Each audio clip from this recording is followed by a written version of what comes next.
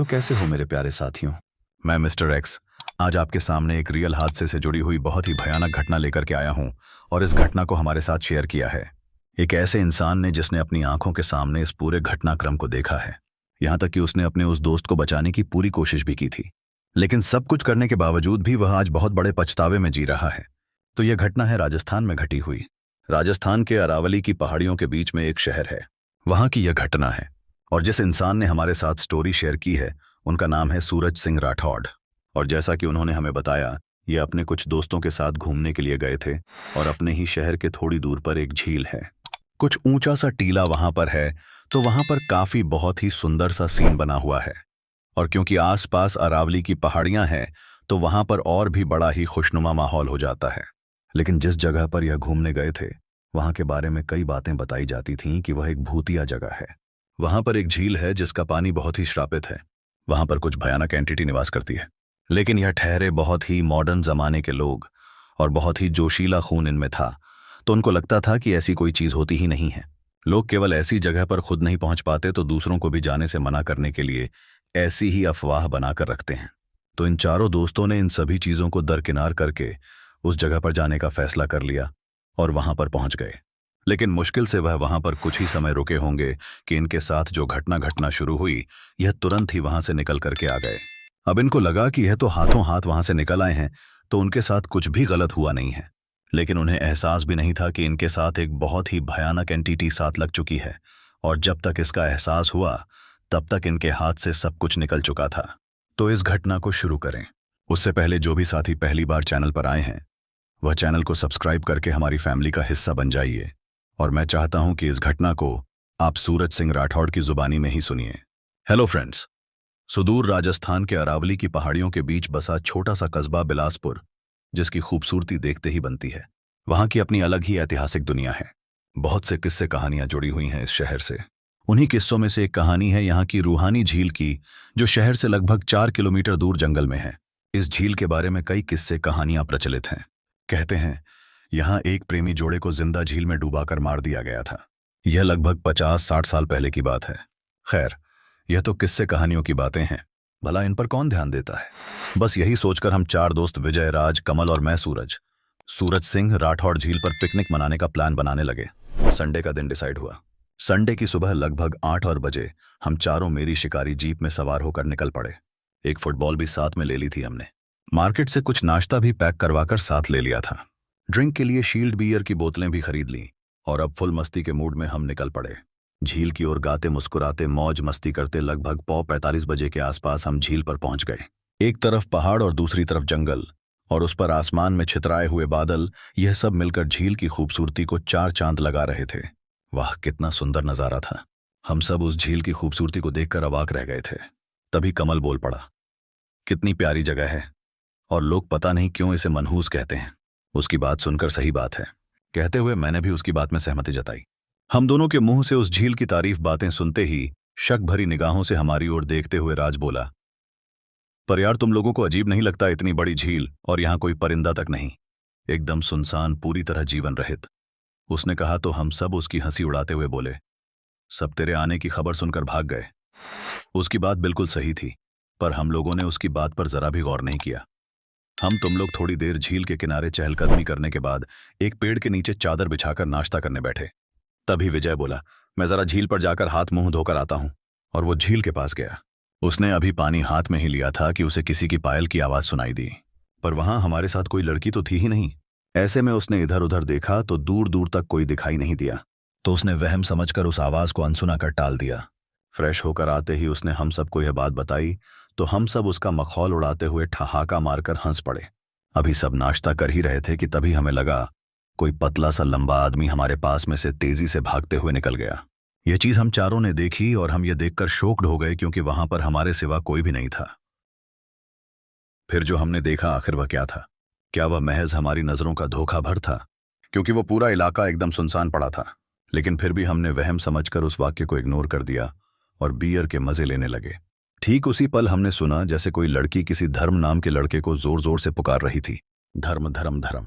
उसकी आवाज रुक रुक कर तेज हो रही थी, या फिर यूं कहें कि हवा में चारों तरफ गूंज रही थी। यह बात वास्तव में बहुत ज्यादा हैरान करने वाली थी हमारे लिए। वो आवाज सुनकर हम सब तुरंत उठकर खड़े हो गए और आवाज की दिशा में गए तो एक बार फिर चौंक गए। वो आवाज झील के बीचों बीच पानी के अंदर से आ रही थी। ये चीज देखकर हमारी हालत खराब हो गई। अब हम सब यह बात अच्छी तरह से समझ गए थे कि यहाँ कुछ ना कुछ तो जरूर है, पर क्या यह समझ नहीं आ रहा था कहीं वह प्रेमी जोड़े वाली बात सही तो नहीं।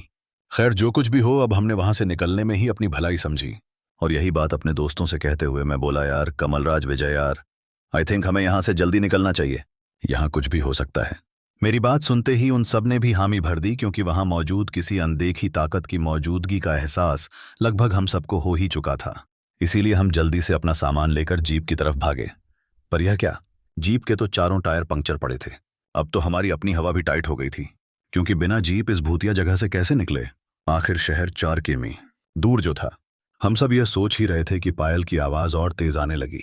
ऐसा लग रहा था कि कोई लड़की बड़ी ही तेजी से हमारी तरफ दौड़ी चली आ रही है। डर के मारे हम सब पसीना पसीना हो गए थे। हमारी सांसें हमारी हलक में अटक कर रह गई थीं कि तभी हमने देखा झील के किनारे एक आदमी और एक देहाती लड़की खड़े खड़े जोर जोर से बचाओ बचाओ चिल्ला रहे थे। और थोड़ी ही देर में वह दोनों देखते ही देखते हमारी आंखों के सामने उसी झील में कूदकर कहीं गायब ही हो गए। यह सब देख लेने के बाद हमने वहां से पैदल ही भागना मुनासिब समझा और हम सिर पर पैर रखकर वहां से ऐसे भागे जैसे हमारे पीछे कोई पागल भैंसा पड़ गया हो। उस दिन हम बिना रूखे दौड़ते हाँफते एक दूसरे को सहारा देते किसी तरह जान बचाकर शहर पहुंचे। गाड़ी भी मैंने 2 दिन बाद टोइंग वालों से मंगवाई। मेरा दोस्त राज तो इस इंसिडेंट के बाद बिलासपुर छोड़कर ही चला गया। विजय पूरे 2 हफ्ते बुखार और पेचिश से तड़पता रहा। अब हमें यह समझ नहीं आ रहा था कि झील पर तो हम चारों गए, फिर विजय की तबीयत ही इतनी खराब कैसे हो गई कि ठीक होने का नाम ही नहीं ले रही। आखिरकार उसके पेरेंट्स उसे जयपुर ले गए और SMS हॉस्पिटल में उसका ट्रीटमेंट करवाया। तब कहीं जाकर उसकी सेहत में थोड़ा सुधार हुआ और वह तकरीबन 15 दिनों तक वहां एडमिट रहा। उसके बाद डिस्चार्ज होकर घर आया। तब मैं और कमल उससे मिलने उसके घर पहुंचे। हम तीनों दोस्त जब कमरे में अकेले थे तब विजय ने हमें बताया कि उसे वह देहाती लड़की और वह लड़का हर रोज सपने में दिखाई देते हैं और जब वह जाग रहा होता है और अकेला होता है तब उसे एक बहुत ही भयानक काली परछाई सी नजर आती है, जिसका कोई अंत नहीं होता, कोई आकार नहीं होता। बस छत से लगते उसके अक्ष के आसपास हवा में उसके सांपों जैसे लंबे बाल लहराते हुए नजर आते हैं और साथ ही नजर आती हैं उसकी स्याह लाल आंखें। ना चेहरा, ना हाथ, ना पांव और कुछ भी नजर नहीं आता। बस दिखता है जो एक काला भयानक सा बवंडर जो जमीन से निकलकर छत तक लंबा नजर आता है। वो इतना काला, इतना धुएं और इतना डरावना है कि उसे देखते ही डर के मारे उसका पेशाब तक निकल जाता है। हर बार कहीं भी और कभी भी जब उसके मुंह से मैंने और कमल ने यह सारी बातें सुनी तो डर और दहशत के मारे हमारी भी हालत खराब हो गई। अपने मन में बैठे उसी डर को शब्दों में बयान करते हुए मेरा दोस्त कमल उसकी तरफ खौफ भरी निगाहों से देखते हुए बोला, अरे यार विजय, माना कि तू बीमार है, लेकिन इसका यह मतलब तो नहीं है ना कि तू ऐसी अजीब ओगरीब बातें करके हम दोनों को भी डराकर अपनी तरह बिस्तर पकड़ा दें यार। कमल की बात सुनकर विजय डबडबाई हुई नजरों से उसकी ओर देखते हुए बोला, कैसी बात कर रहे हो कमल? क्या तुम्हें सच में यह लग रहा है कि अपनी इस हालत में मैं तुम लोगों से मजाक करूंगा? और वह भी ऐसा नहीं दोस्त, ये कोई मजाक नहीं है, यह सच है और शायद इसी की वजह से मेरी यह हालत हो गई है। उसकी बातें सुनकर हम दोनों दंग रह गए थे। हमें समझ ही नहीं आ रहा था कि वह आखिर यह सब जो कह रहा था वह सच था या उसका वहम, क्योंकि यह बात तो सही थी कि हमने उस दिन झील पर जिस देहाती लड़के और लड़की को देखा था वह दोनों हमारे भी सपने में आते थे। लेकिन विजय की वह काली परछाई वाली बात हमारी समझ से परे थी, क्योंकि हमने तो ऐसा कुछ देखा नहीं था। इसलिए हमें यह सब बस उसका वहम ही लगा, क्योंकि उस इंसिडेंट के बाद से ही उसकी तबीयत खराब हुई थी। तो ऐसे में माइंड का ऐसी चीजें सोचना नॉर्मल बात होती है। बस यही सब सोचकर हम दोनों वहां से चले आए। हम दोनों ने विजय की कई बातों को वैसे तो नजरअंदाज कर दिया था, लेकिन कहीं ना कहीं हमारे दिमाग में भी उसकी कहीं काली परछाई वाली उस बात ने डर बैठा दिया था। हम दोनों चाहकर भी उसकी कहीं उस काली परछाई वाली बात से अपना ध्यान नहीं हटा पा रहे थे। फिर भी हम चीजों को नॉर्मलाइज करने की कोशिश कर रहे थे। हमें लगा धीरे धीरे वक्त बीतने के साथ हम सबके साथ चीजें एकदम नॉर्मल हो जाएंगी। विजय भी अब ठीक हो गया है तो उसे भी ऐसी चीजें नहीं दिखेगी। लेकिन यह सब बस हमारी सोच थी, वास्तव में ऐसा कुछ हुआ नहीं। हमें लगा था कि विजय की तबीयत ठीक हो गई है और अब वह कुछ ही दिनों में पहले की तरह नॉर्मल हो जाएगा, पर ऐसा हुआ नहीं। विजय की हालत दिन ब दिन खराब होती जा रही थी। उसका शरीर अपने आप सड़ने लगा था। उसके हाथ और पैरों में बड़े ही अजीब से घाव बनने लगे थे और उसकी स्किन भी फूलकर अपने आप छूटने लगी थी, जैसे लगातार पानी के संपर्क में आने से होता है। ठीक वैसे ही उसकी इस अजीबोगरीब बीमारी की वजह से उसकी जॉब भी छूट गई थी और घर में भी उसका बिहेवियर बहुत ज्यादा अजीब हो रहा था। ऐसे में उसके पेरेंट्स उसको लेकर बहुत ज्यादा टेंशन में आ गए थे। उन्हें समझ ही नहीं आ रहा था कि आखिर विजय के साथ हो क्या रहा है। विजय की हरकतें देखकर उन्हें चीजें अबॉर्मल लगने लगी थीं। ऐसे में उन्होंने फोन करके मुझे और कमल को अपने घर बुलाया। जब हम विजय के घर पहुंचे और उससे मिले तो उसकी हालत देखकर मेरे और कमल के तो होश ही उड़ गए। बीते 15 दिनों में जब उसे हॉस्पिटल से घर लाया गया था उस विजय में, और जो विजय हमारे सामने बिस्तर पर पड़ा था, उसकी सेहत में रात और दिन का अंतर हो गया था। विजय के पेरेंट्स ने बताया कि उसका दिमागी संतुलन पूरी तरह से बिगड़ गया है। वह ना तो ठीक से खाना खाता है और ना ही सोता है। हमेशा कुछ ना कुछ बड़बड़ाता रहता है।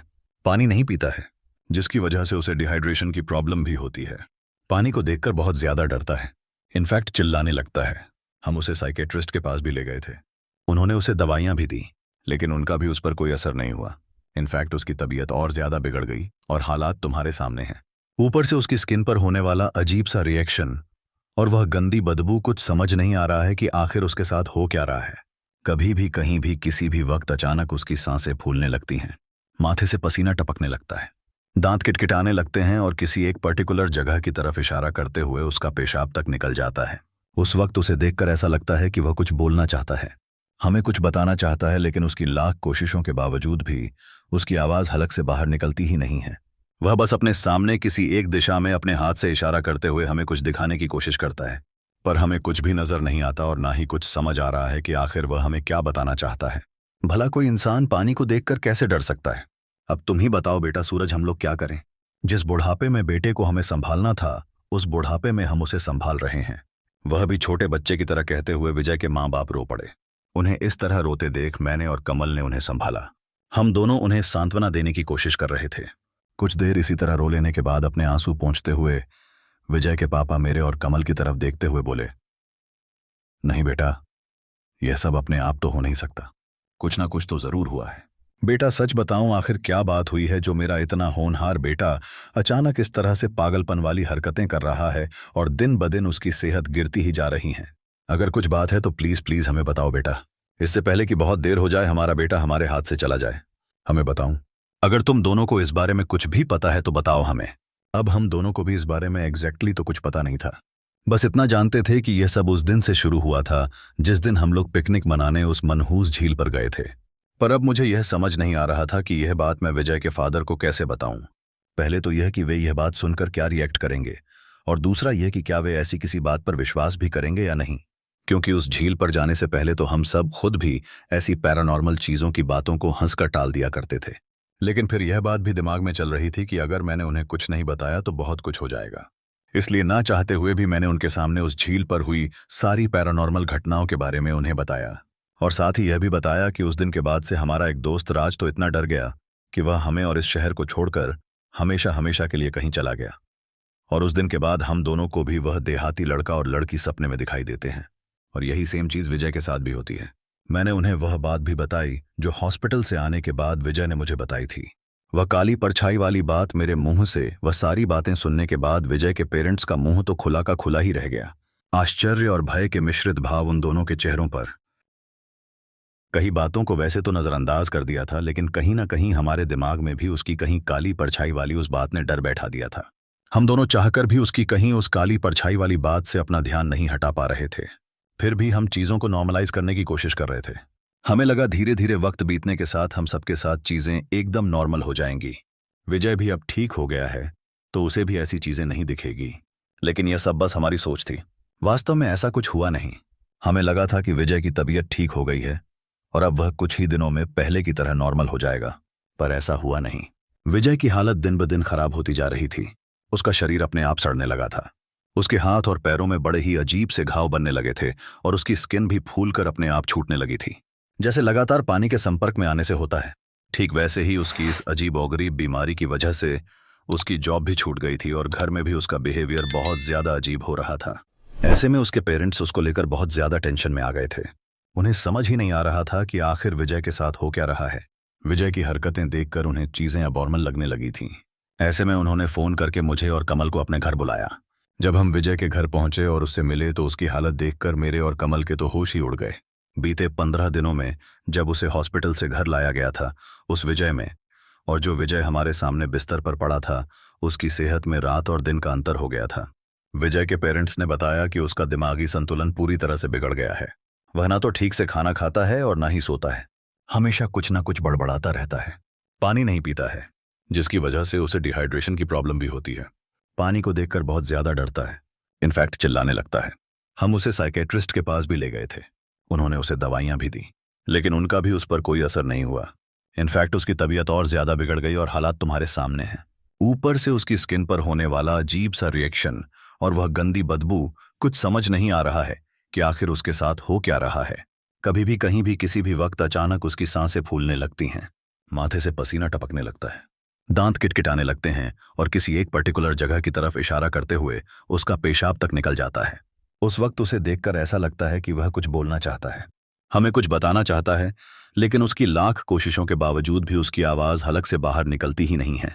वह बस अपने सामने किसी एक दिशा में अपने हाथ से इशारा करते हुए हमें कुछ दिखाने की कोशिश करता है, पर हमें कुछ भी नजर नहीं आता और ना ही कुछ समझ आ रहा है कि आखिर वह हमें क्या बताना चाहता है। भला कोई इंसान पानी को देखकर कैसे डर सकता है? अब तुम ही बताओ बेटा सूरज, हम लोग क्या करें? जिस बुढ़ापे में बेटे को हमें संभालना था, उस बुढ़ापे में हम उसे संभाल रहे हैं। वह भी छोटे बच्चे की तरह, कहते हुए विजय के माँ बाप रो पड़े। उन्हें इस तरह रोते देख मैंने और कमल ने उन्हें संभाला। हम दोनों उन्हें सांत्वना देने की कोशिश कर रहे थे। कुछ देर इसी तरह रो लेने के बाद अपने आंसू पोंछते हुए विजय के पापा मेरे और कमल की तरफ देखते हुए बोले, नहीं बेटा, यह सब अपने आप तो हो नहीं सकता, कुछ ना कुछ तो जरूर हुआ है। बेटा सच बताऊं, आखिर क्या बात हुई है जो मेरा इतना होनहार बेटा अचानक इस तरह से पागलपन वाली हरकतें कर रहा है और दिन ब दिन उसकी सेहत गिरती ही जा रही है? अगर कुछ बात है तो प्लीज प्लीज हमें बताओ बेटा, इससे पहले कि बहुत देर हो जाए, हमारा बेटा हमारे हाथ से चला जाए। हमें बताऊं, अगर तुम दोनों को इस बारे में कुछ भी पता है तो बताओ हमें। अब हम दोनों को भी इस बारे में एग्जैक्टली तो कुछ पता नहीं था, बस इतना जानते थे कि यह सब उस दिन से शुरू हुआ था जिस दिन हम लोग पिकनिक मनाने उस मनहूस झील पर गए थे। पर अब मुझे यह समझ नहीं आ रहा था कि यह बात मैं विजय के फादर को कैसे बताऊं। पहले तो यह कि वे यह बात सुनकर क्या रिएक्ट करेंगे, और दूसरा यह कि क्या वे ऐसी किसी बात पर विश्वास भी करेंगे या नहीं, क्योंकि उस झील पर जाने से पहले तो हम सब खुद भी ऐसी पैरानॉर्मल चीजों की बातों को हंसकर टाल दिया करते थे। लेकिन फिर यह बात भी दिमाग में चल रही थी कि अगर मैंने उन्हें कुछ नहीं बताया तो बहुत कुछ हो जाएगा। इसलिए ना चाहते हुए भी मैंने उनके सामने उस झील पर हुई सारी पैरानॉर्मल घटनाओं के बारे में उन्हें बताया, और साथ ही यह भी बताया कि उस दिन के बाद से हमारा एक दोस्त राज तो इतना डर गया कि वह हमें और इस शहर को छोड़कर हमेशा हमेशा के लिए कहीं चला गया। और उस दिन के बाद हम दोनों को भी वह देहाती लड़का और लड़की सपने में दिखाई देते हैं, और यही सेम चीज विजय के साथ भी होती है। मैंने उन्हें वह बात भी बताई जो हॉस्पिटल से आने के बाद विजय ने मुझे बताई थी। वह काली परछाई वाली बात मेरे मुंह से। वह सारी बातें सुनने के बाद विजय के पेरेंट्स का मुंह तो खुला का खुला ही रह गया। आश्चर्य और भय के मिश्रित भाव उन दोनों के चेहरों पर साफ नजर आ रहे थे। उनके चेहरों को देखकर ऐसा लग रहा था मानो वो हम दोनों से बहुत कुछ कहना चाहते थे, लेकिन क्या कहें, किन शब्दों में कहें, यह तय नहीं कर पा रहे थे। जब मैंने उन्हें बताया कि विजय को एक लंबी काली परछाई नजर आती है जिसका कोई सिरा नहीं है, न सिर है और न पैर, बस दिखता है तो एक काला बड़ा धुएं से घिरा एक इंसानी अक्ष, तब विजय के माता पिता के पैरों तले से जमीन ही निकल गई थी। अंततः विजय के पिता ने किसी तरह उस असमंजस वाली स्थिति को काबू में करते हुए बड़े ही हैरानी भरे शब्दों में बोलते हुए कहा, क्या ये तुम क्या कह रहे हो सूरज? ये सब तुमने मुझे पहले क्यों नहीं बताया? उनका सवाल सुनते ही मेरे बोलने से पहले मेरा दोस्त कमल बोला, कैसे बताते अंकल, कैसे बताते आपको? हमें तो खुद कुछ समझ में नहीं आ रहा था कि जो कुछ भी हमारे साथ हो रहा है वह सच में हो रहा है या बस हमारा वहम है, क्योंकि उस खौफनाक इंसिडेंट को देखकर, उसे जीकर हम सब बहुत ज्यादा डर गए थे, और वहां से लगभग 4 किमी तक हम पैदल भागते हुए आए थे। आप ही सोचिए अंकल, उस वक्त हमारे दिलों दिमाग की क्या कंडीशन रही होगी। उस वक्त हम सब इतना डर गए थे कि हमारा दोस्त राज तो यह शहर तक छोड़कर चला गया। उसने हम लोगों से सारे कांटेक्ट ही तोड़ दिए हैं। अरे सूरज ने तो 2 दिनों बाद अपनी जीप मंगवाई थी वहां से, और तो और उस खौफनाक इंसिडेंट के बाद से ही हमें वह भयानक सपने भी आने लगे हैं। लेकिन हम अब तक यह तय नहीं कर पाए हैं कि जो सपनों के रूप में हमें दिख रहा है वह महज हमारा डर ही है या कुछ और। कमल की बात सुनकर अंकल भी सकते में आ गए। तभी उसकी बात को आगे बढ़ाते हुए विजय के पापा की तरफ देखते हुए मैं बोला, हाँ अंकल, कमल बिल्कुल ठीक कह रहा है। हम लोग तो अब तक इन सारी चीजों को बस अपना वहम ही समझते रहे। वह तो जब विजय ने भी हमें अपने सपने वाली बात बताई तो हमारा दिमाग थोड़ा हिल गया, क्योंकि हम तीनों को एक ही जैसा बिल्कुल एज इट एज सपना आ रहा था, जबकि वास्तव में ऐसा तो हो ही नहीं सकता। एक साथ 3 लोगों को एक जैसा सेम टू सेम सपना आए, उसमें थोड़ा सा भी चेंज ना हो। और दूसरा, जब विजय ने हमें उस काली परछाई वाली बात बताई तो हम बिल्कुल भी समझ नहीं पाए कि आखिर वह काली परछाई क्या चीज है, विजय का वहम या फिर कुछ और। क्योंकि हमें तो आज तक ऐसी कोई परछाई कभी दिखी ही नहीं अंकल। हमने ऐसी किसी काली परछाई को ना तो झील पर देखा था और ना ही कभी सपनों में। हम दोनों की बातें सुनकर विजय के माँ बाप बुरी तरह से डर गए। शायद उन्हें वह चीज समझ में आ गई थी जिसे हम दोनों, मैं और कमल, अभी तक ठीक तरह से समझ नहीं पा रहे थे। यही बात वो हमें समझाते हुए बोले, नहीं बेटा, यह तुम लोगों का वहम नहीं हो सकता। और जिस तरह से विजय की हालत हुई है उसे देखकर तो पक्का लग रहा है कि बात कुछ और है। मुझे लगता है हमें किसी ऐसे इंसान से संपर्क करना चाहिए जो इन सब चीजों के बारे में जानकारी रखता हो और उनसे डील करता हो। उनकी बात सुनते ही तुरंत रिएक्ट करते हुए कमल ने कहा, लेकिन अंकल, हम तो ऐसे किसी आदमी को नहीं जानते जो इन चीजों से डील करता हो। उसकी बात सुनते ही विजय के पिताजी बोले, मैं किसी को जानता हूं, मेरे दोस्त का बेटा है राघव, राघव सिंह राठौड़ सूरज। शायद तुम उसे जानते होंगे। वो पैरानॉर्मल एक्टिविटीज पर रिसर्च करता है। वो जरूर इस सब में हमारी मदद कर सकता है। उनकी बात सुनते ही मैं तुरंत बोल पड़ा, नहीं अंकल, मैं नहीं जानता किसी राघव सिंह राठौड़ को। लेकिन अगर ऐसा है अंकल तो फिर देर किस बात की है? आप अपने दोस्त के बेटे को बुलाइए, हम भी उससे मिलना चाहते हैं। बीते दिनों से जो हम दोनों के साथ हो रहा है और जो विजय के साथ हुआ और हो रहा है, आखिर वह सब है क्या? एटलीस्ट हमें पता तो चले कि आखिर बात क्या है और यह चीजें क्यों हो रही हैं हमारे साथ। मेरी बात सुनते ही विजय के पिता ने अपने दोस्त को फोन मिलाया और उनसे उनके बेटे का कांटेक्ट नंबर लेकर उन्होंने राघव से संपर्क किया। फोन पर ही उन्होंने राघव को सारी बात बताई। उनकी बात सुनकर राघव भी हैरान हुए बिना नहीं रह सका और वह उसी दिन हमसे मिलने के लिए तैयार हो गया। राघव और हमारे बीच यह तय हुआ कि वह हम विजय के घर पर ही मिलेंगे, जहां वह हम लोगों से बात भी कर लेगा और विजय को भी देख लेगा। इसलिए उस दिन हम विजय के घर पर ही रुके। दोपहर होते होते दिए हुए वक्त पर राघव अपनी टीम के साथ विजय के घर आ पहुंचा। उसकी टीम में उसका दोस्त भुवनेश और एक साइकिक मीडियम सिद्धार्थ भी थे। यहां मैं आपको बता दूं, साइकिक मीडियम वह होता है जो इस दुनिया और उस दुनिया के बीच में एक कनेक्शन का काम करता है, मतलब 2 अलग अलग दुनियाओं के बीच में एक पुल की तरह। राघव की टीम में यह काम उसका दोस्त सिद्धार्थ करता था, जो उसकी टीम का सबसे अहम हिस्सा था। राघव और उसकी टीम ने आते ही सबसे पहले विजय के पिता से ऊपरी तौर पर थोड़ी बातचीत की और फिर सीधे विजय को ऑब्जर्व करने उसके रूम की तरफ चल दिए। मैं और कमल भी उन चारों, मेरा मतलब विजय के पिताजी और राघव की टीम के पीछे पीछे उसके रूम में पहुंचे, जहां विजय बिस्तर की बजाय जमीन पर उल्टा पड़ा था और अपने एक हाथ से मुट्ठी बनाकर जोर जोर से जमीन पर मार रहा था, जिसकी वजह से उसकी अंगुलियां फ्रैक्चर हो गई थीं और उनमें से खून भी निकल रहा था। उसके पिताजी ने जब यह सब देखा तो उनके होश ही उड़ गए और वे तुरंत विजय को यह सब करने से रोकने के लिए उसकी ओर बढ़े और जैसे ही उन्होंने अपना हाथ बढ़ाकर उसके हाथ को पकड़कर रोकने की कोशिश की, विजय ने उसी हाथ से उसी सिचुएशन में ऐसे ही औंधे मुंह पड़े पड़े ही एक जोरदार झटके के साथ उन्हें दूर पटक दिया, जिससे असंतुलित होकर वे थोड़ा दूर झटके के साथ जमीन पर गिर पड़े, जिसे देखकर हम सब घबरा ही गए। मैंने और कमल ने जाकर उन्हें संभाला। उन्हें संभालकर उठाते हुए हमने कहा, अंकल उठिए, संभालिए खुद को। राघव और उसकी टीम उस वक्त विजय को ऑब्जर्व कर रहे थे। मैं और कमल भी बड़े ही आश्चर्य से विजय की तरफ देख रहे थे, क्योंकि उसे कोई फर्क ही नहीं पड़ रहा था। उसने अपने पिता को धक्का मारकर गिरा दिया था, लेकिन वो अब भी वहीं अपनी मुट्ठी को जोर जोर से फर्श पर पटके ही जा रहा था। उसे यह हरकतें करते देख राघव कुछ देर चुप रहकर बस उसे ऑब्जर्व कर रहा था। उसका दोस्त भुवनेश उसकी हरकत की रिकॉर्डिंग कर रहा था और उसका तीसरा दोस्त सिद्धार्थ, उसके चेहरे के हाव भाव बिल्कुल बदले हुए थे। उसके माथे से पसीना टपक रहा था, चेहरे पर बेचैनी और ललाट पर चिंता की लकीरें उभरी हुई थीं। उसे देखकर ऐसा लग रहा था कि उसे बहुत तेज प्यास लग रही है और उसका कंठ सूख रहा है। यह देख मैंने वहीं रखी एक पानी की बोतल उठाकर उसकी ओर बढ़ाते हुए उसे पानी ऑफर किया। उस बोतल को देखकर सिद्धार्थ की आंखें खुली की खुली रह गईं। उस वक्त उसके चेहरे पर ऐसे हाव भाव थे जैसे जिंदगी में पहली बार उसने पानी की बोतल देखी हो। उसके चेहरे पर उभरे यह हाव भाव देखकर मैं तो पूरी तरह से अचरज में पड़ गया था और इसी क्रम में उसकी ओर देखते हुए मैंने कहा, क्या हुआ, तुम पानी की बोतल को इस तरह से घूर क्यों रहे हो? मेरा सवाल सुनते ही उसने एक नज़र मेरी तरफ देखा, लेकिन मेरी बात का कोई जवाब नहीं दिया और अगले ही पल उसने मेरे चेहरे से नजरें फेरते हुए अपने दोस्त राघव और भुवनेश की तरफ देखा। तीनों इस तरह से आपस में एक दूसरे की तरफ देख रहे थे जैसे आंखों ही आंखों में आपस में एक दूसरे से बातें कर रहे हों। उन तीनों की इस नजरों वाली गुफ्तगू को देखकर हम तीनों, मैं, मेरा दोस्त कमल और विजय के पापा, हम तीनों भी हैरानी भरी नजरों से एक दूसरे की तरफ देख रहे थे। तभी राघव और उसका दोस्त सिद्धार्थ चुपचाप उस कमरे से बाहर निकल गए। उनके पीछे उनका तीसरा दोस्त भुवनेश भी कमरे से बाहर निकल गया। उन तीनों की यह हरकत देखकर हम तीनों को तो कुछ समझ नहीं आ रही थी। फिर भी मन महसूस कर हम तीनों भी उन तीनों के पीछे कमरे से बाहर निकल कर आए। बाहर आते ही राघव हमें अपनी गाड़ी में बिठाकर वहां से थोड़ी दूर ले आया। विजय के पापा ने उससे पूछा भी कि आखिर वह हम लोगों को कहां लेकर जा रहा है। फिर भी उसने हम लोगों को इस बारे में कुछ नहीं बताया। उसने बस इतना ही कहा कि उसे हम लोगों से कुछ जरूरी बात करनी है। हम लोग विजय के घर से तकरीबन 1.5-2 किलोमीटर दूर आ गए थे। तब राघव ने एक खुली शांत जगह देखकर अपनी कार रोकी। उसके बाद उसने अपने दोस्त सिद्धार्थ की तरफ देखा और उससे पूछते हुए बोला, क्या अब भी हमारे साथ कोई और मौजूद है सिद्धार्थ? उसकी बात सुनते ही उस पर जवाब देते हुए सिद्धार्थ ने बारी बारी से पहले हम सब की तरफ देखा और फिर अपनी आंखें बंद कर दी।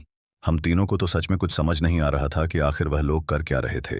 हम तीनों तो बस उन तीनों की तरफ हैरानी भरी नजरों से देख रहे थे और खुद भी हैरान हो रहे थे, क्योंकि यह सारी चीजें हमारे लिए बिल्कुल नई और हैरान कर देने वाली थीं।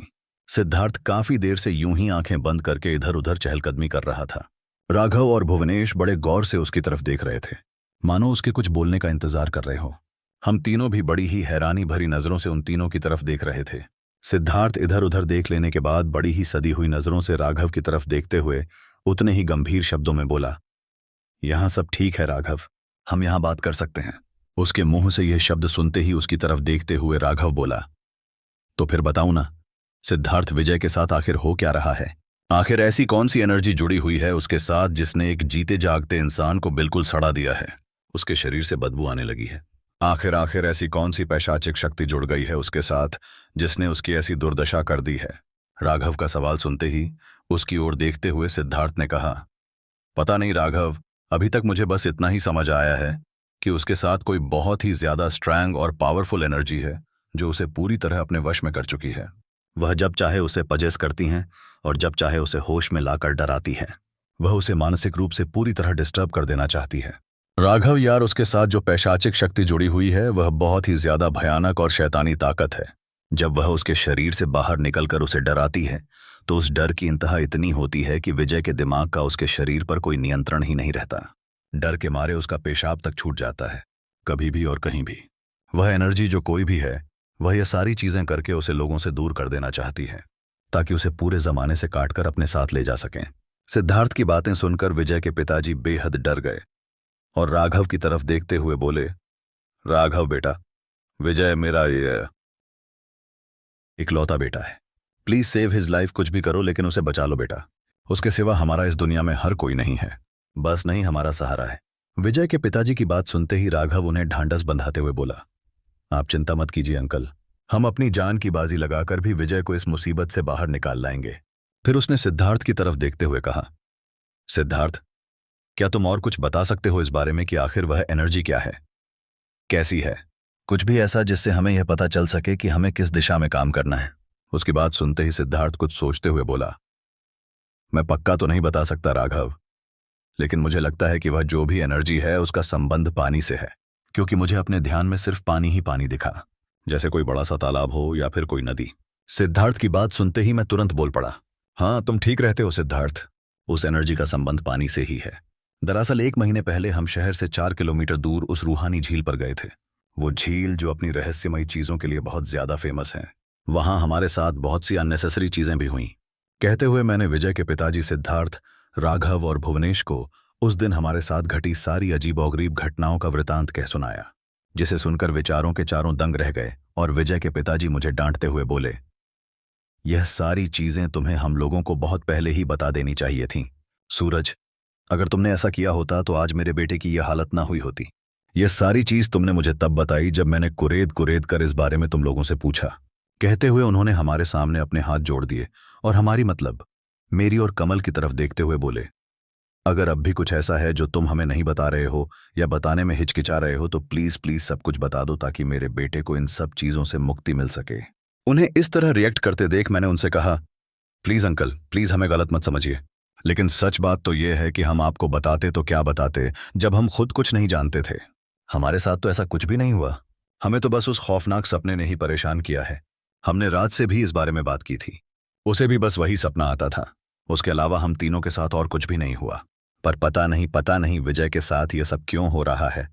और अब तो वह इस हालत में भी नहीं है कि हम लोगों को इस बारे में कुछ बता सके। मेरी बात सुनते हैं, राघव मेरी तरफ देखते हुए बोला। क्या नाम बताया तुमने उस आदमी का जिसका नाम उस देहातीती लड़की ने पुकारा था? मैंने कहा। धर्म बड़े ही गंभीर स्वर में सख्त निगाहों से देखते हुए राघव ने कहा, हमें इस धर्म की आत्मा को बुलाना पड़ेगा, तभी इस राज पर से पर्दा उठेगा। उसकी बात सुनते ही हमारी, मेरी, कमल की और विजय के पिताजी की तो सिट्टी पिट्टी ही गुम हो गई। वहीं दूसरी तरफ राघव का दोस्त सिद्धार्थ और भुवनेश बड़े पेशेंस से उसकी बात सुनकर उस पर अपनी सहमति जता रहे थे। उन तीनों ने सारी बातें तय करते हुए वहीं उसी सुनसान जगह पर धर्म की आत्मा को बुलाने का फैसला किया। इस काम के लिए उन लोगों ने ओएजा बोर्ड का इस्तेमाल करते हुए उसी जगह पर धर्म की आत्मा को बुलाया। उन लोगों के साथ हम तीनों भी अपने हाथ एक दूसरे के हाथ से मिलाते हुए एक सर्कल में बैठे थे और राघव ने हमें स्ट्रिक्टली वार्निंग दी थी कि चाहे कुछ भी हो जाए, लेकिन हमें अपने हाथ नहीं छोड़ने हैं, क्योंकि इस प्रोसेस में सबसे ज्यादा महत्वपूर्ण वो सर्कल होता है जो मैनमेड होता है। बहुत सारे इंसानों की इकट्ठी ऊर्जा आने वाली पैशाचिक ऊर्जा से एक दूसरे की सुरक्षा करती है। राघव के पुकारने पर वहां अचानक बहुत तेज तेज हवाएं चलने लगीं। वह एरिया एक खुला मैदान था जहां सूखे पत्ते और धूल मिट्टी बिखरी पड़ी थी। बस उस एरिया में इतनी तेज हवा चलने के कारण धूल के बड़े बड़े बवंडर उठने लगे और सूखे पत्ते सरसराहट की आवाज करते हुए आसमान की ऊंचाइयां छूने लगे। मैं, कमल और विजय के पिताजी यह सब कुछ पहली बार देख रहे थे। ऐसा लग रहा था कि वहां बहुत तेज आंधी चल रही है, पर अचानक आंधी कैसे आ सकती है, यह बात हम तीनों को आंख भी रही थी और डरा भी रही थी। लेकिन फिर अचानक सब कुछ नॉर्मल हो गया और ओएजा बोर्ड पर हरकत होना शुरू हो गई, जिसे देखकर राघव ने अपने सवाल पूछना शुरू कर दिए। क्या तुम धर्म हो जिसका वास रूहानी झील पर है? राघव का सवाल सुनते ही ओएजा बोर्ड पर रखी कौड़ी अपने आप उस पर लिखे वर्ड्स पर मूवी होने लगी और सीधे जाकर यस वाले कॉलम के नीचे रुकी। जब यह बात कंफर्म हो गई कि वह आत्मा धर्म की ही है, तो राघव ने उससे अपना अगला सवाल पूछा, क्या तुम्हारे साथ और कोई एंटिटी यहां पर मौजूद है? राघव का अगला सवाल सुनते ही ओएजा बोर्ड पर फिर से मूवमेंट होना शुरू हो गई और उस आत्मा ने जवाब दिया, नो। उस लकड़ी के बने तख्ते पर लिखे कुछ वर्ड्स, नंबर्स और अल्फाबेट्स की मदद से वो आत्मा हमारे साथ कर्ण विशेषण कर रही थी। वह कौड़ी अपने आप चल रही थी। यह देख हम तीनों को बहुत ज्यादा हैरानी हो रही थी, लेकिन राघव उससे लगातार अपने प्रश्न पूछे जा रहा था। जब उस आत्मा ने उसके दोनों प्रश्नों का जवाब दे दिया तो उससे अपना अगला सवाल करते हुए राघव ने कहा, क्या तुमने विजय को पजेस किया है? राघव का सवाल सुनते ही ओएजा बोर्ड पर एक बार फिर वह कौड़ी अपने आप चलते हुए नो के कॉलम के नीचे रुकी। धर्म की आत्मा से यह जवाब पाते ही राघव ने बड़ी हैरानी के साथ फिर से सवाल करते हुए कहा, तुम झूठ बोल रहे हो। अगर तुमने नहीं किया तो फिर किसने किया? उस दिन तुम और तुम्हारे साथ एक देहातीती लड़की, शायद वह भी तुम्हारी ही तरह एक आत्मा है, तुम दोनों ही दिखे थे ना? विजय, राज, सूरज और कमल को उस रूहानी झील पर राघव का बात सुनते ही एक बार फिर हरकत हुई और कौड़ी जाकर यश के कॉलम के नीचे जाकर रुकी और फिर उसके बाद कोड अल्फाबेट्स का यूज करते हुए सेंटेंस बनाने लगी। उस ओएजा बोर्ड के माध्यम से धर्म की आत्मा ने राघव के सवालों का जवाब देते हुए हमें बताया कि उसके साथ उस झील पर एक और आत्मा का वास है जो उसकी प्रेमिका है, लेकिन उसने या उसकी प्रेमिका ने विजय को पजेस नहीं किया है। वह और उसकी प्रेमिका तो बस उन सबको अपनी मौजूदगी का एहसास करवाकर वहां से भगाना चाहते थे, क्योंकि उसे झील पर एक महाभयंकर जल पिशाच का भी वास है जो वहां किसी जीव को पनपने ही नहीं देता। उस झील को पार करके कोई परिंदा भी कभी जिंदा उस पार कभी गया ही नहीं। जब राघव ने धर्म की आत्मा के सारे जवाब सुने तो उसे सारी बात खुद क्लियर हो गई और उसने अपना अगला सवाल करते हुए धर्म की आत्मा से पूछा, लेकिन तुम और तुम्हारी प्रेमिका इन लोगों को वहां से क्यों भागना चाहते थे? और दूसरी बात कि अगर तुम दोनों सिर्फ इन्हें बचाना चाहते थे तो फिर अब तक तुम दोनों ने इन सब का पीछा क्यों नहीं छोड़ा? क्यों हर रात सपने में आकर इन्हें अपनी मौजूदगी का एहसास करवाते हो? उसके सवाल सुनते ही उस ओएजा बोर्ड पर कौड़ी फिर से तेज गति से चलते हुए सेंटेंस बनाने लगी। इस बार उस ओएजा बोर्ड के माध्यम से जवाब देते हुए उस आत्मा ने बताया कि वह और उसकी प्रेमिका उस झील पर आने वाले हर इंसान को सतर्क करती है और अपनी मौजूदगी का एहसास करवाती है, ताकि उनका एहसास पाकर वह इंसान जल्द से जल्द वह जगह छोड़ दें। क्योंकि अगर गलती से किसी इंसान ने उस झील के पानी को छुआ तो वह उस जल पिशाच के हाथों पजेस हो जाएगा और फिर उसका बच पाना लगभग नामुमकिन है। विजय के साथ भी यही हुआ। उसने उस झील के पानी को छुआ और वह जल पिशाच उसके रोम छिदों से होते हुए उसके शरीर में उतर गया। अब तो उसका वास विजय के रोम रोम में है। वह तब तक विजय के शरीर को नहीं छोड़ेगा जब तक कि उसकी जान ना ले ले। धर्म की आत्मा ने सारे रहस्य से पर्दा उठाते हुए कहा। उस ओएजा बोर्ड के माध्यम से यह जवाब मिलते ही मेरा और कमल का माथा ठनका, क्योंकि यह बात हम दोनों जानते थे कि विजय ने ही उस झील पर जाकर अपना चेहरा और हाथ पैर धोए थे फ्रेश होने के लिए। बाकी हम तीनों में से किसी ने भी उस झील के पानी को छुआ तक नहीं था, और बस यही एक कारण था कि हम तीनों तो उस जल पिशाच के हाथों बच गए, लेकिन विजय उसका शिकार हो गया। यही बात। और जब ओएजा बोर्ड के माध्यम से धर्म की आत्मा ने भी हमें बताई तो सारी बात क्लियर हो जाने पर राघव ने धर्म की आत्मा को वापस जाने की कमांड दी और ओएजा बोर्ड के उस चक्र को खत्म किया। अब हम सबके सामने सारी बातें क्लियर थी। मन में कोई शक नहीं था, क्योंकि जो कुछ भी हुआ था वह सब कुछ हमारी आंखों के सामने हुआ था, और धर्म की आत्मा ने उस ओएजा बोर्ड के माध्यम से उसे सब कुछ कह सुनाया था जो उस दिन हमारे साथ घटा था। इसलिए शक की तो कोई गुंजाइश ही नहीं थी। हमें राघव और उसकी टीम पर पूरा भरोसा हो गया था। धर्म की आत्मा के चले जाने के बाद राघव ने सिद्धार्थ से पूछा, सौभाग्य सिद्धार्थ, अब तुम ही बताओ हमें क्या करना चाहिए। जल पिशाच एक बहुत बड़ी शैतानी शक्ति होती है, उससे लड़ना हमारे बस की बात नहीं है, खासकर तब जब वह इंसानी शरीर में प्रवेश कर जाए। उसके बाद उसे उस इंसान के शरीर से अलग करना लगभग नामुमकिन है। उसकी बात सुनकर जवाब देते हुए सिद्धार्थ तुरंत बोला, you are absolutely right Raghav, हम उस एनर्जीज का सामना नहीं कर सकते। इस काम के लिए हमें किसी ऐसे इंसान को चुनना होगा जो इस तरह की एनर्जीज से डील करता हो। हम उस जल पिशाच का सामना नहीं कर सकते, और सबसे खास बात तो यह है कि हमें जो करना है वह बहुत जल्दी करना होगा, क्योंकि वह जल पिशाच विजय के शरीर में रहकर लगातार उसके खून को पानी कर रहा है, उसके अंगों को गला रहा है। हमारे पास ज्यादा वक्त नहीं है राघव, विजय के पिता ने उन तीनों की तरफ देखते हुए कहा। पर आखिर हम ऐसा इंसान ढूंढेंगे कहाँ? ओझा, तांत्रिक, फकीर, बाबा आदि पर मुझे कुछ खास भरोसा नहीं है। इनमें आधे से ज्यादा लोग ढोंगी होते हैं। मुझे और कमल को भी उनकी बातें ठीक लगी, लेकिन अगर कोई ओझा, तांत्रिक, फकीर, बाबा नहीं तो फिर कौन? फिर ऐसा कौन था जो हमारी मदद कर सकता था इस काम में? अभी हम लोग बस इन सब चीजों के बारे में डिस्कस ही कर रहे थे कि तभी विजय के पापा के फोन पर उसके घर से उसकी माँ का फोन आया। वे बेहद घबराई हुई थी और लगभग हाफ विजय के पापा को जल्दी से जल्दी घर पर आने की बात कह रही थी। विजय के पापा ने उनकी आवाज सुनी तो फिर वे खुद भी बेहद घबरा गए और उन्होंने हमें जल्दी से जल्दी घर जाने के लिए इंसिस्ट किया। हम लोग भी तुरंत राघव की गाड़ी से विजय के घर की तरफ लौटे, लेकिन हमें घर पहुंचने में थोड़ा टाइम लगा। तब तक घर के बाहर लोगों की कतार लगी हुई थी। इतने सारे लोगों को वहां देखकर हम सबका दिल बैठ गया। हम सब समझ गए थे कि जरूर अंदर कुछ ना कुछ तो गलत हुआ है, पर क्या ये हम नहीं जानते थे? लेकिन अब घर में अंदर की तरफ एक कदम भी आगे बढ़ना हमारे लिए किसी पहाड़ पर चलने जितना भारी हो रहा था। मैं शमा आसपास खड़े था। लोगों की तरफ नजरें दौड़ाकर उनसे पूछ रहे थे कि बात क्या है, लेकिन लोग हमसे नजरें मिलते ही अपनी नजरें झुका रहे थे। ऐसे में हम समझ गए कि अंदर गए बिना हमें कुछ भी पता नहीं चलेगा, और हम सब जल्द से जल्द अंदर की तरफ भागे। वहां जाकर हमने जो नजारा देखा वो जितना ज्यादा भयानक था उतना ही ज्यादा अविश्वसनीय भी था। हमने देखा विजय के कमरे के दरवाजे का कुंडा निकला हुआ है और दरवाजा खुला पड़ा है। वही फर्श पर बैठी उसकी माँ बदहवास सी जोर जोर से रो रही है। ये सब देखकर हम सबकी जान हलक में आ गई। हम अच्छी तरह समझ गए थे कि जरूर कुछ अनहोनी हुई है। हम सब सहमे सहमे से कदम बढ़ाते हुए विजय के कमरे की तरफ बढ़े। विजय के कमरे में पहुंचते ही हम सब ने जो देखा उसे बताने के लिए शायद मेरे शब्द ही कम पड़ जाएं। उस दिन से पहले ऐसा भयानक मंजर हम लोगों में से किसी ने कभी नहीं देखा था, राघव और उसकी टीम ने भी नहीं। दरअसल उस पूरे कमरे में पानी ही पानी भरा हुआ था और विजय की लाश ऊपर छत पर लगे सीलिंग फैन से लटक रही थी, वह भी ऐसे जैसे बन ठठन कर वह किसी लंबी यात्रा पर निकल गया हो। बिल्कुल नए कपड़ों में सज स्वर कर, बड़ा ही स्ट्रॉन्ग फ्रेग्रेंस वाला परफ्यूम लगाकर, अच्छी तरह से बाल बनाकर, टाई घड़ी और नए जूते पहनकर उसने बड़े ही अजीब और गरीब ढंग से सुसाइड किया था। उसकी यह हालत देखकर और उसके सुसाइड करने के ढंग को देखकर वहां मौजूद हर इंसान हैरान था। पुलिस भी यह सारी चीजें देखकर पूरी तरह से हैरान थी। लोगों ने इन सारी चीजों को विजय की दिमाग की हालत समझ लिया था, लेकिन सच क्या था वो अब हम सब जानते थे। उसे इस तरह से पंखे से लटकता देख उसके पिताजी की हालत खराब हो गई।